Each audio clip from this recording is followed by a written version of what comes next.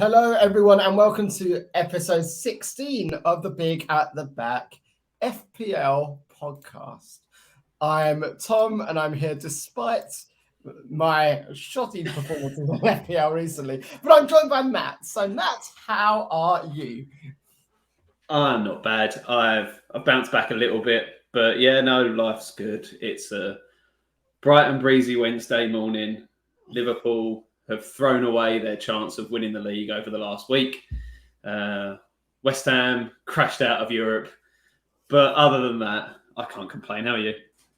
Yeah, I mean, to be honest, the quadruple was really getting me very excited. And I was just thinking, we just need to win every single one of our games. And we got the quadruple. And all we needed to rely on was one City cock-up. But the 1-1 draw with Spurs has just killed it. I think goal difference as well, City are about 3 ahead.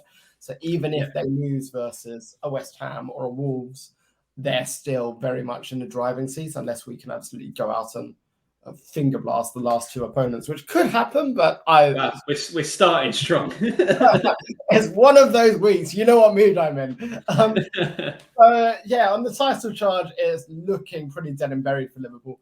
West Ham, so bloody annoying. It was definitely a red card for Cresswell, but it's just not what we wanted to see, really, was it?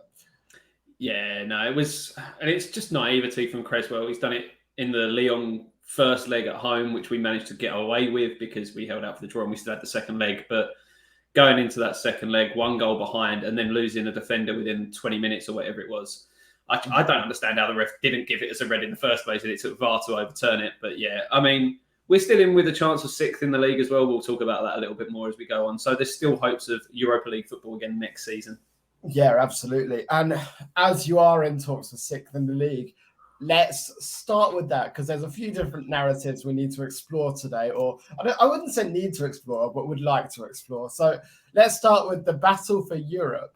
And let's start where we all want to start. Let's start this podcast with a bit of fun before we get into the disaster that's my week. So Brighton 4, Manchester United 0. Did you know that 33% of Brighton's home goals all season were scores in this game? I did. It's a fantastic stat. I mean, what an absurd game. Did you also go on then. Another one. I've got so many stats. I've prepped. This is pure professionalism. Ralph Rangnick at Manchester United has a lower win percentage than Gary Neville managing Valencia. It's not gone well, has it?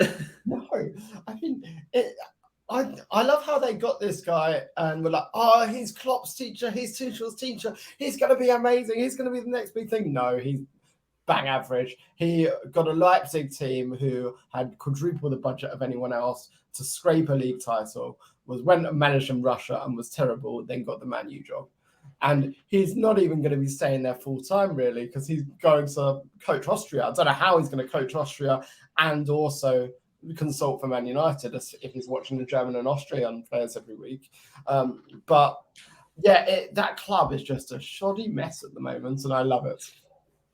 It's fantastic. I mean, you watch it and you see Ronaldo laughing when they go 3 down, and it's Ten Hag's got a real job to do when he comes in there in the summer.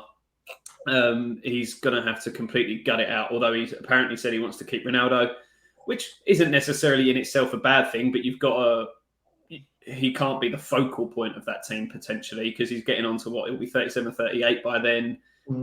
You've just got to be looking to your younger teams. And to be honest, in this game at the weekend, they were lucky it was only 4. De Gea made a couple of good saves. Brighton hit the woodwork. So, I mean, they were just absolutely diabolical. I mean, we should take nothing away from Brighton because they played well, but what was weird is they didn't play that well. It was just Manchester United were that bad. And yeah, Brighton had the triangles, they were passing around, but they had a ridiculous amount of space. Any Premier League team could manage that. I think we're at a stage with Man U where all you have to do is work hard and you're guaranteed to beat them. I think you're right. And I think even more surprising with this is we've been talking about Brighton's home form throughout the season and how poor it's been. Before this game, they picked up 16 points in 17 home games. And that was putting them third bottom in terms of the entire home division, above only Norwich and Watford. So that just goes to show how bad they were. And like you say, they've scored 12 goals at home before this game. So to bang 4 past an abject United side, with like even without Harry Maguire in the side, like imagine how bad it could have been if he played. Have we been too harsh on Maguire, considering even without him, this is what's happening? No, potentially. I think they're just rotten to the core. Yeah, the answer is no, by the way. No, we haven't. He still made plenty of mistakes. But look, we could wax lyrical about how bad United are all day, and it's at the stage where it's just a bit boring. So let's talk about West Ham beating Norwich on Sunday then, because Jared Bowen with a hat-trick of assists, really, really strong bounce back. And it's like we're flashed back to game week 1 with Ben Rama and Antonio in the goals. It's nice. It's a nice feeling. I did say last week about Antonio scoring 4 against Norwich last time we went to Carrow Road. But obviously Bowen picking up 3 assists is the highlight here, along with Ben Rama's 2 goals. I do find it quite surprising that Bowen picks up 3 assists and still isn't in the highest scoring midfielders this week. It's been quite a high scoring week for midfielders so far. Obviously, some players have played twice already. Mo Salah is not one of them. And he has played twice. But he has played twice, yeah. But I mean, watch this game in its entirety, obviously, and Norwich are such a bad side. They offered almost nothing. They did have a goal disallowed, but that was only when Fabianski came and dropped a corner, but it was chalked off for handball anyway. So they are, I mean, how they keep doing this yo-yo, bouncing up, bouncing down. And every time they come back, nothing's changed. They haven't prepared any better. They haven't changed the infrastructure. They haven't made any new signings. It's exactly the same as it was 2 years ago. That Pukki's their only player that gets any goals. And other than that, they offer nothing. They ship loads of goals. And you can see it happening again in 2 years' time. Yeah, Norwich are a yo-yo club, and they will. What's nice is they'll never play in the same division as Fulham. I think you said a few weeks ago.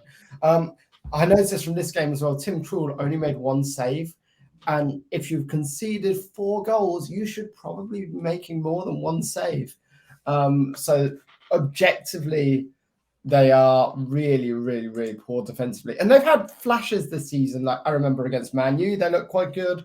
But there's just nothing really materialised. And I think we're going to be glad to see the back of them in the Premier League. Once again.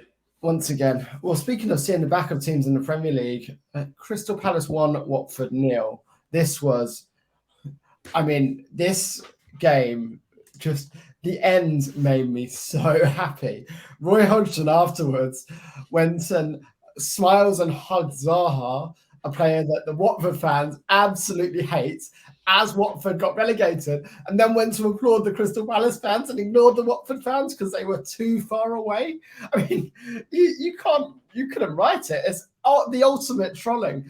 And if you look at Watford, if you look at their 3 managers, the win percentage has got worse and worse and worse as the new managers have come in. So talk about creating a rod for your own back. It was only a matter of time, wasn't it? They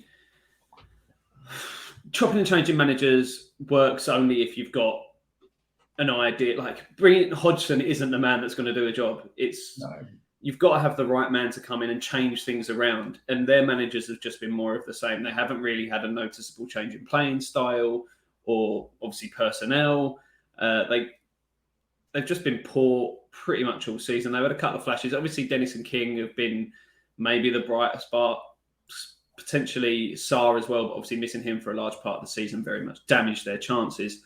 You could just imagine almost Hodgson going in and celebrating with the Palace players afterwards, couldn't you, in the changing room, having a couple of beers, like reminiscing about the old times. But that's what happens when you get like an 85-year-old man to come and manage your football team in 2022 when he retired like less than a year earlier.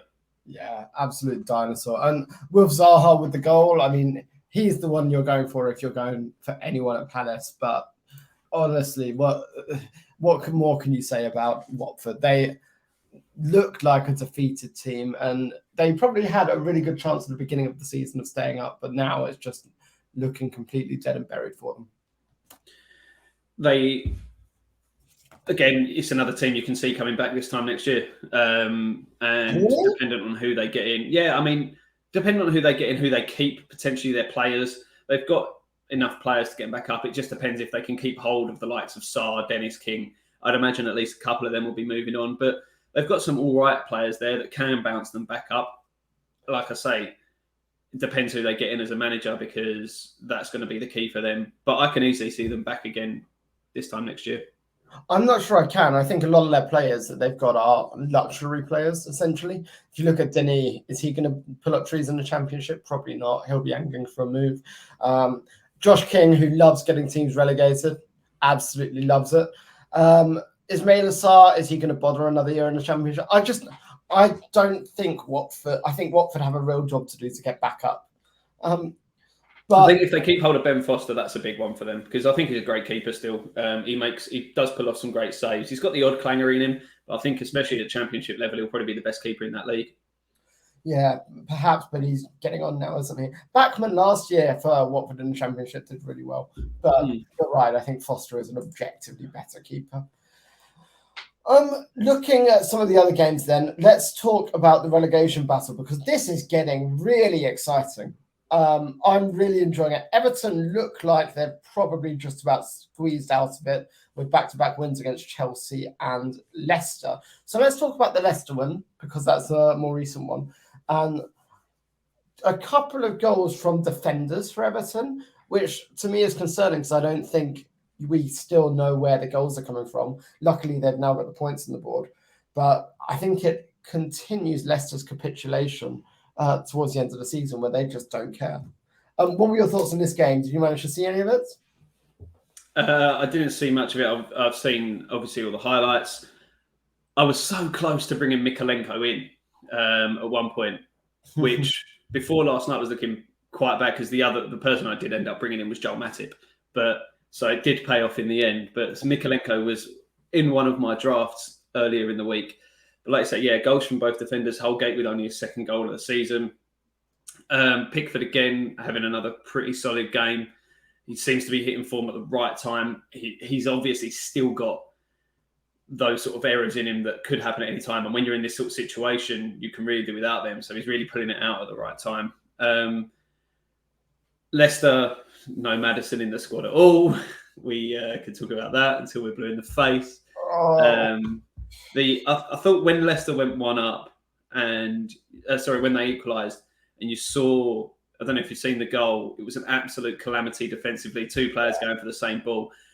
And when you see that, you think, it's going to be one of those sorts of games. They're the sorts of things that happen to teams when they're down in those situations. But they did manage to pull themselves out of it. And like you say, it looks like they might be able to get out of it now. Yeah, if you look at their fixtures, they're probably the favourites of the three in trouble to get out of it, considering the next game as well as Watford. And while Everton are rubbish away, Watford are even worse at home. So, yeah, Everton are probably the ones that are going to manage to get to safety. Looking at the other teams in that bracket then, we'll move on to Burnley versus Villa in a minute, but Arsenal beating Leeds 2-1. Now, this was a crucial game for that top four race and for that relegation. Again, I thought Leeds played well, but with Ayling being an idiot, essentially, and without Dallas, I am struggling to see how they managed to keep it alive at this point. Did you manage to see any of this game? What were your thoughts on Leeds? It was quite a strange one, really. Obviously, Ayling with that tackle is absolutely brain dead. He now misses the rest of the season, which is going to be a huge loss for them. We've had Meslier doing his best impression of Zach Steffen in the FA Cup semi-final by being tackled. Just thinking he's got way much more time than he has. And Nketiah, for me, obviously, with 2 goals in this game, I'm very happy about that.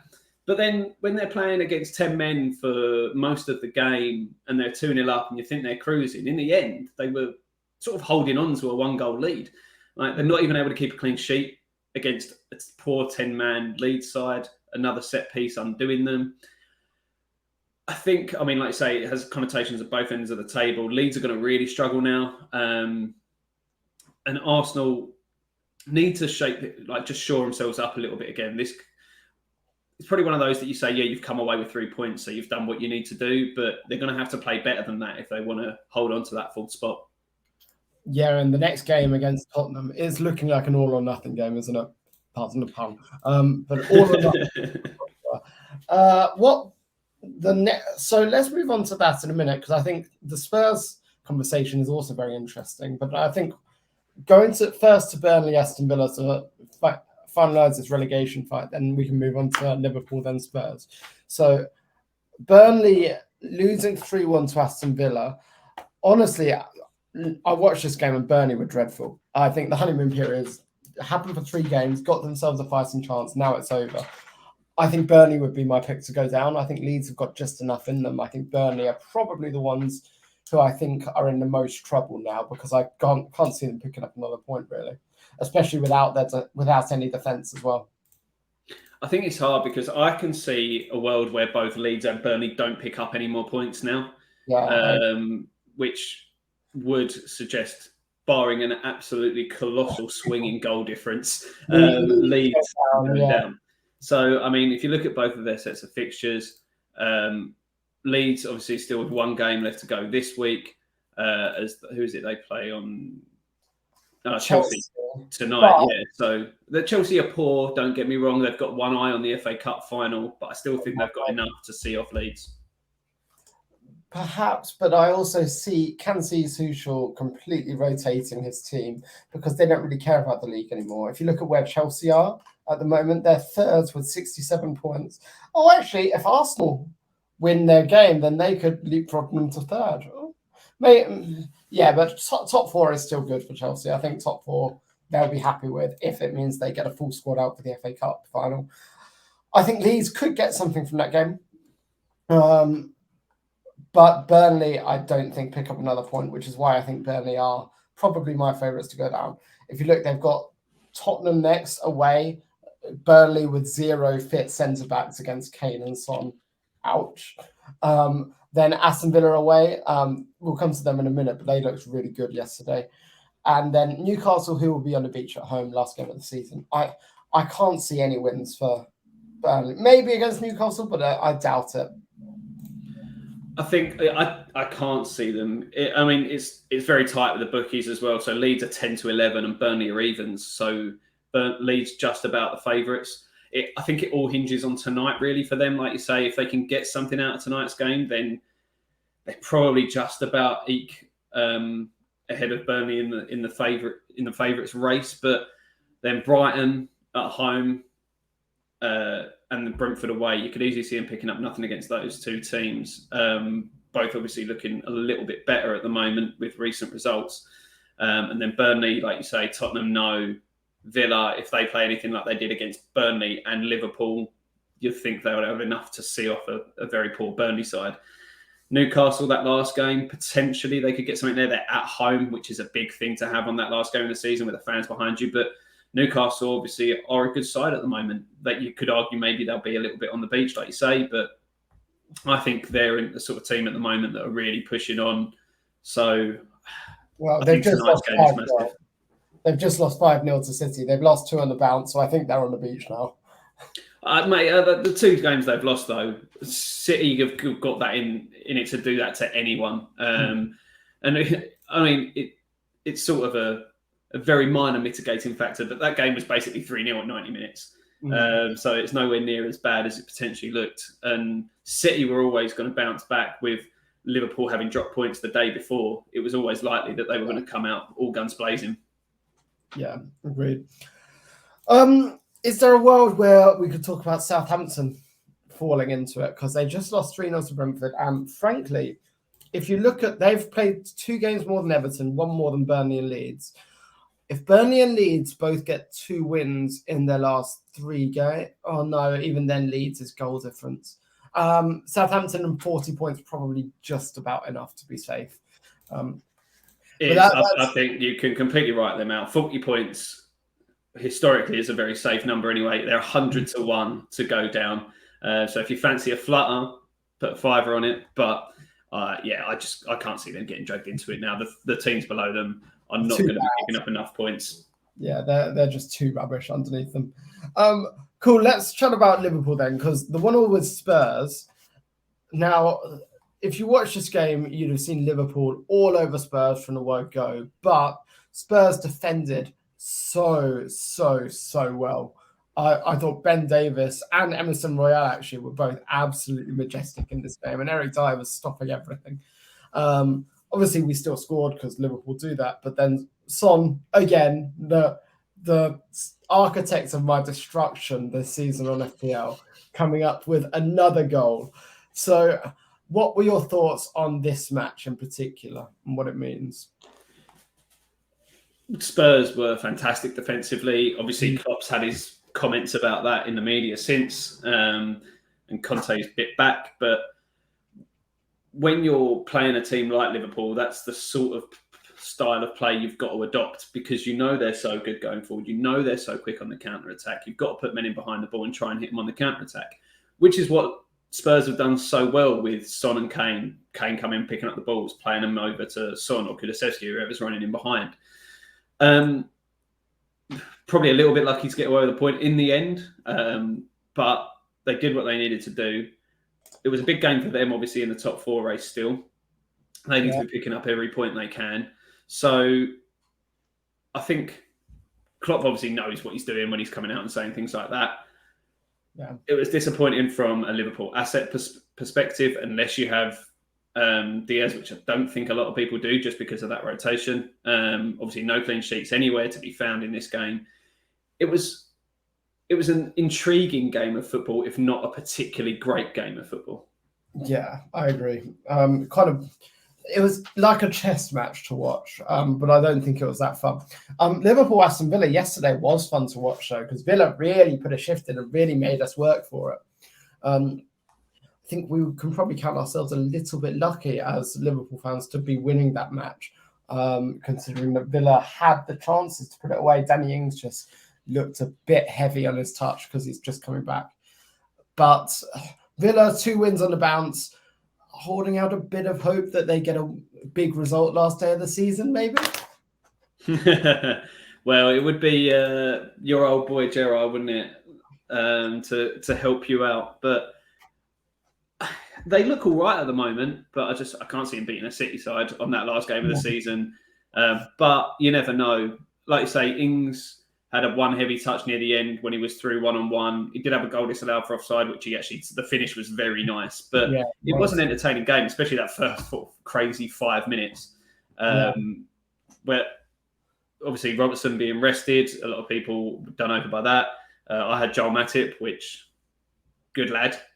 But it was good to see the return of the Greek god Kostas Tsimikas.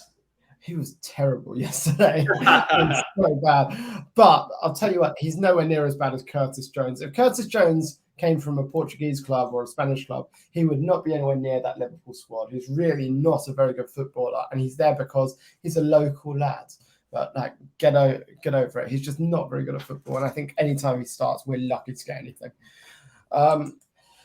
Looking at the title race then, that is dead and buried. Not much to say about City, other than if you had Sterling in your fantasy team, well done. He'll probably get rested for the next game, but well done anyway. What about my boy, Aymeric Laporte?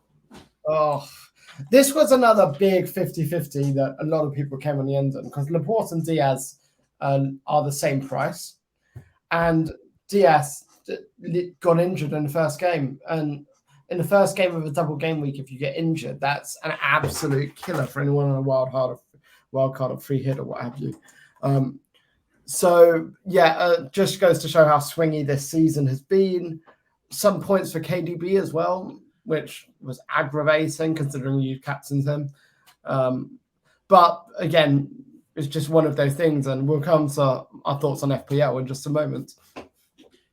Yeah, it was the floodgates opened a little bit at the end of the game. It's just, I think it's a bit... Man City are a strange side because they've got this mentality in the Premier League that there's never any let-up, and you see things like this and they just go and go and go. And then when it comes to things like the Champions League, and we've spoken about this, and they have this sort of choking... It's like a curse almost. They get to the late stages of the Champions League and they find a way to lose and mess it up, whether it's the final last year. Yeah, it's like the Yaya Toure curse, as he said. And last year they got to the final and Pep overthought it and changed his formation and it didn't work. This year it was all going swimmingly until the 90th minute when they just decided to stop defending. But in the league, it's a completely different thing. It's just they are absolutely relentless. I thought De Bruyne was fantastic in this game. He only came away with 1 assist, but some of the passes he was playing, the link-up play through the midfield, it was like he was picking up the ball and he had about 5 Newcastle players around him and he'd still pick out a pass. He was just absolutely fantastic.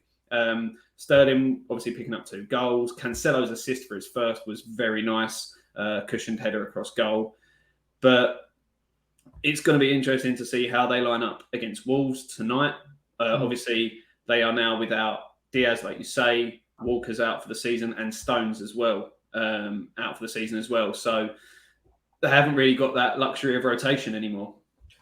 I mean, they've still got about £180 million worth of centre-backs ready to play. So, I mean... And they've still got plenty of options to rotate up the pitch as well. It's just now you've got a bit of a better idea who's going to start in defence. Zinchenko's going to be getting starts. Is he worth looking at his price point? No. There you go. Fair enough. He very almost got his first Premier League goal at the weekend, but for a very good save from Dubravka. Yeah, he's come very close a few times. I'm rooting for him in the final game. No, I'm not actually. Are you? I'm not. So, look, we've spoken about some of the fixtures. There are some more to touch on, but they're a bit boring. So let's talk about our week on FPL. And why don't you sing some happy songs while I wallow in misery?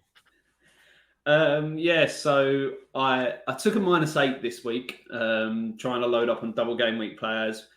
It sort of has and sort of hasn't paid off. Currently sat on 75 points, so 67 after you take that 8-point hit into account, which sees me rise up to 41,000 in the world.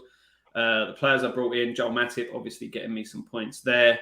Other players to pick me up, sort of decent amount of points. Cancelo, as we've spoken about. And Nketiah, the main man for me so far. Still got quite a few players left to play. James, Cancelo, Laporte, Schmeichel, Kulusevski, De Bruyne, Saka, Maddison, Nketiah, Ramsdale, and potentially Dennis, but it looks like he's going to miss out through injury. So with the bench boost active as well, obviously that's sort of paid off, but I feel like it could have gone better. Maddison, obviously not being in the squad at all, was a little bit painful. Salah, just a real disappointment over the last couple of weeks from an FPL perspective. We'll see how it goes with regards to Reece James tonight, whether he plays or whether he's rested for Saturday. We'll see. But yeah, I can't complain too much. You can. Yeah, I think it was one of those where a lot of people have had very bad game weeks, but a lot of people having bad game weeks is great because it happens once every 3 or 4 weeks. For me, it's been about 12 weeks in a row. So I'm just laughing at it at this point. So I took no points hits, but I'm on 33. Looking at my team, Schmeichel on 1 point, Cancelo on 9. He's the only player that's really done anything. 3 Chelsea defenders all on 1 point each for different reasons. James alongside rumours are now that Alonso's fallen out with Tuchel and won't be playing for the rest of the season. Brilliant. Trent after 2 games on 4 points. Salah captain on 6 points after 2 games. Saka with no return. Maddison not playing. Foden coming off the bench to score, and he'll probably start the Wolves game. And then Kane with 2 points as well. So all in all, everything that could go wrong has gone wrong, really. I'm glad I didn't save the triple captain for Salah this week. Otherwise, that would have tipped me off even more. But I was looking at about 11 weeks ago, I was around top 25k in the world. Now I'm down to 138k in the world. So quite a substantial drop. And it's at the point where I can't catch you, realistically. So we've both got our free hit active, and we're both going to have a bit of fun with it. I've decided to completely YOLO it and completely go ridiculous with my free hit. So what's your draft looking like at the moment? It's a little bit mad at the moment. So I'm just going to say all of my players because I currently have no idea who would start and who wouldn't. So currently I've got Schmeichel in goal, which I think will probably change. I've got McGovern as my sub-keeper because whoever I pick in goal is going to be my goalkeeper. So just pick the cheapest keeper. Defenders, Trent, Van Dijk, Mikalenko, Cancelo and Cody. Mhm. Midfielders of Zaha, Son, Salah, Gordon and Dewsbury Hall. And then a front three of Richarlison, Watkins and Ings. Now I'm thinking this may sound a little bit crazy. Thinking about taking Salah out. It actually doesn't sound that crazy given current form. But Southampton look really poor. So it's a little bit of a toss-up there. That would then... I might even go somewhere cheaper and bring Kane in up front. Because I feel like they have potential to absolutely rip Burnley to shreds. And he's got a fairly decent record against Burnley. He scored 8 goals and got 3 assists in 11 games against them. So that's where my current thinking is. As for the armband, I haven't got a clue where it's going to go. I feel like it should go on a double player, but it's a trap doubles, aren't they, often? So who do you go for? Maybe Richarlison. Maybe. A lot of people are going on Richarlison, but let's still remember that he's not a good footballer. So, yeah, but he's a good shithouser. Yeah, he is. Which is what you need in a relegation battle. But Brentford are in good form. Crystal Palace are in good form. I think Richarlison feels like a trap. That being said, I've still got him, but I certainly just wouldn't put the armband on him. So my strategy here is a bit different. So instead of thinking to myself on this free hit, what players can get me the most FPL points, I've instead thought, what players have I not owned this season, or what players can be potentially really fun and entertaining picks? Because points at this moment in time don't matter to me.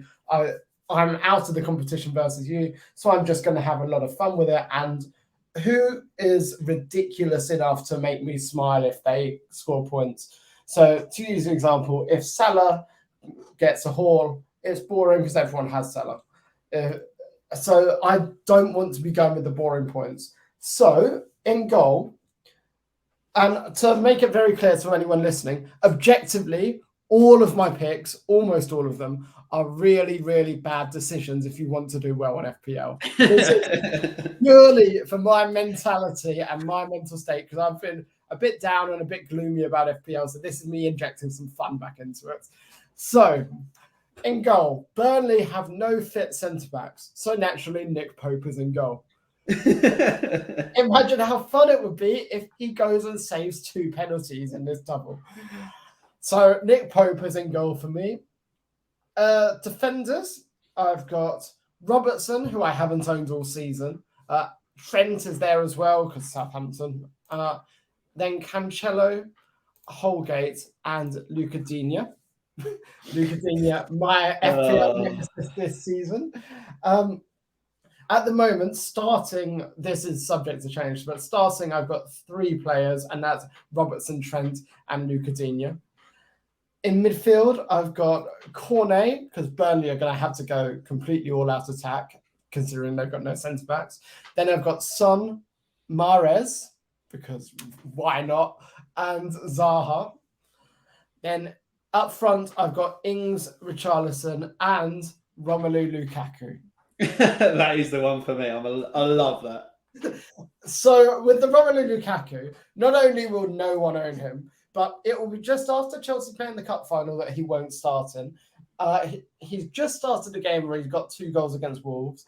And I think it could be really, really fun if he goes and gets a hat-trick against a really terrible Leicester team, and I'm the only one to own him. Armband at the moment is sitting on Luca Digne because he's the guy that's trolled me hardest this season. The temptation is there to switch it to Lukaku, and it's something I'm strongly considering, but I'll probably go with the double. My bench at the moment is Steele, Cancelo, Holgate, and Delph. I'd like to play Cancelo, but he'll probably come in for Mahrez anyway. So I'm not too concerned about... Or maybe I don't really like Richarlison as a player. Maybe I start Cancelo over Richarlison. I think that feels more fun, actually. So my bench is going to be the 3 Everton boys, Richarlison, Holgate, and Delph. Richarlison's going to come back to bite you in the arse there. I can see it happening. Yeah, but you just know Mahrez isn't going to play. So it's True. fine. I've just been tinkering as you've been talking. Oh, yeah? Yeah. Have I influenced you to get Lukaku? You have not influenced me to get Lukaku, no. But I've taken Salah out. I've also changed my goalkeeper, so I've put Pickford in goal, which meant I had to get rid of Anthony Gordon because I was otherwise sat on 4 Everton players. What a world we live in when you're sat on 4 Everton players. I brought in Josh Brownhill because he's 4.3 and he's got a double, and I probably won't start him anyway. Brought Kane in up front. And I'm currently sat with an empty space in my midfield with 9.2 million in the bank, and I don't know who to fill it with. Oh, I mean, City, because they've got West Ham, but you maybe want to back West Ham there, don't you? I'm thinking I may, because I've owned him all season, I may drop Trent and somehow find a way to get Kane in that last striker spot.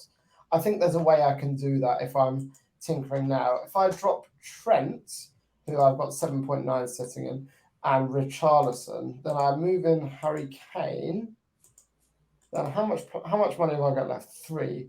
So if I downgrade Cornet to Brownhill, I think I can make this work. So hold on. Should I bring Havertz in? Yes. Yes. Yeah, I've got 4.5 to use on the defender. Yes, I can go Kane, Ings, and Lukaku up front. What a front three that is. What a wow. You know what? I might get Tsimikas and Robertson just so I have Liverpool's fullback. Yeah, no matter what, you've got to have a starting Liverpool left back. Until James Milner starts at left back. I've got 4.5 for a defender. So how much is Connor Cody? What any of them? 4.8. Yeah. What about Wolves players in general? Like how much is Sice? No, and none of the rest have guaranteed starts, do they really? Well, interesting. I'm going to tinker around with this. I just need a 4.5 million defender. I would get Guehi, but he's injured. Maybe Mitchell, actually. That seems fun. I was looking at Mitchell at one point. Yeah, so my current team is looking like Pope, then across the back, Robertson, Mitchell, Digne, Cancelo. In the midfield is Son, Zaha, and Mahrez. Then up front is Kane, Ings, and Lukaku. And my subs are Brownhill, Holgate, and Delph. I like it. I'm very happy with this. I think I've got mine as well, but I can't have Van Dijk and not start him. But who can I bring him in for? Brownhill, what are you doing in my starting 11? So, this is a 5-2-3. Mm-hmm. Big at the back. Yep. Pickford in goal. A back 5 of Trent, Mikalenko, Cancelo, Cody, and Van Dijk. Mm-hmm. A midfield 2 of Zaha and Son. Ings, Richarlison, and Kane up front. Love it. And that gives me a bench of Jota, Dewsbury Hall, and Brownhill. Why have you got Jota in there? I don't think he starts. I don't know. I just threw someone in there to fill the gap. I might put Foden or Mahrez or someone in there. Yeah, I mean, I think Foden starts every game now for City, so he would be a really good shot. Yes, I'm just going Mahrez because the upside is potentially massive with Mahrez in any given week where he plays. But the way I'm seeing it, it's a full you only live once. Let's just be ridiculous and have fun. At this point of the season, especially in your boots, you might as well. Like it could massively pay off, and you could go flying up the ranks, or you could get 12 points. Mahrez and Lukaku and Luka Digne hauling. That would be utterly ridiculous, and I'm so here for it. I mean, it's the always cheating thing. Let's make fantasy fun again. I saw Josh from Always Cheating on his Twitter triple captain Salah this week. So, that there have been people with worse weeks than me, but doesn't seem like that many. So, I think let's just have a bit of fun. We've got 2 game weeks left after these games coming up tonight and tomorrow. really interesting to see how the football is going to go, because it's all to play for for top 4, for top 6, and relegation. Title is still there, but I think West Ham could be the nail in the coffin in a week or so. I don't think you're gonna. I can't see City dropping the points, especially when you consider now the goal difference as well. Like you say, if they drop points, you've still got to make up that goal difference. So it's essentially 4 points at the moment. I can't see us getting anything off City. Potentially Brighton, you never know, just because of the way they've been playing recently. Could also have. Oh no, Brighton has been and gone, isn't it? Sorry. Yeah, I don't know what I'm talking about now. I'm thinking of West Ham's in my brain, and I know we've got Brighton last game. Villa potentially if they play like they did last night, but you still just fancy City to have enough in the tank, don't you? Yeah, especially if the title's on the line. There's no way City cock up against Villa. Cool. Well, still lots to play for. We will be back next week. I am tomorrow afternoon heading off to Italy to go to Eurovision, which is going to be absolutely ridiculous. If anyone hasn't seen some of the acts, go on YouTube and look up Norway Eurovision 2022, because that's what we're dressing up as. We've got the morph suits and everything. I'm very excited. And look out for me on your TV screens, because I'm sure you're all going to be watching Eurovision instead of Match of the Day on Saturday, right? That's how it works. Yeah, absolutely. Well, we'll be back next week then, probably on Tuesday, to look over the last games of the game week, reevaluate our free hits, see where we are. But I think we're both pretty set in stone, and we can talk about the FA Cup final then as well. Yep, and I'll have a nice little quiz for Tom. Revenge for a few weeks ago. I think you did well on that quiz, which is, a little bit. Did. Set the standard. Now you've got to follow it. Oh no, my standard is far, as we can see from FPL, I have a far lower ceiling than you do. Cool. No, let's all have fun. Remember, enjoy fantasy football for the last few weeks, because we only have a few weeks of it left before we all have a whole few months without football again. So enjoy the last 2 or 3 games, and we'll look forward to seeing you all next time. You can find us on at Big at the Back. Got a bit trigger happy there. Yeah, a little bit over the top. Professional streaming, Big at the Back. Cool, Matt. As you're Mr. Trigger Happy, why don't you do the outros? Yeah, you can find us on Twitter at Big at the Back. Obviously, I am Matt at Higgins92 on Twitter, and Tom is at TomMadden92. Come follow us, get involved with the chat. Obviously, if you're listening to this on Spotify, leave us a review. Let us know what you think. On YouTube, like, subscribe, and hit that notification bell. Leave us a comment as well and let us know what you think. Get involved with the chat with us. As Tom always says, we have plenty of terrible opinions to go around. You'll notice Tom's immense Liverpool bias on our Twitter feed several times throughout the week. But yeah, I'll hold it back. I'll hand it back over to you, Tom, to see us out in style. Thank you very much, Matt. And remember, to anyone struggling or worried about FPL at the moment, it is just a game. Pick Romelu Lukaku, and it's a guaranteed way of getting points. Or if you want an even more certain player, go with Wout Weghorst. Thank you very much. See you all next week.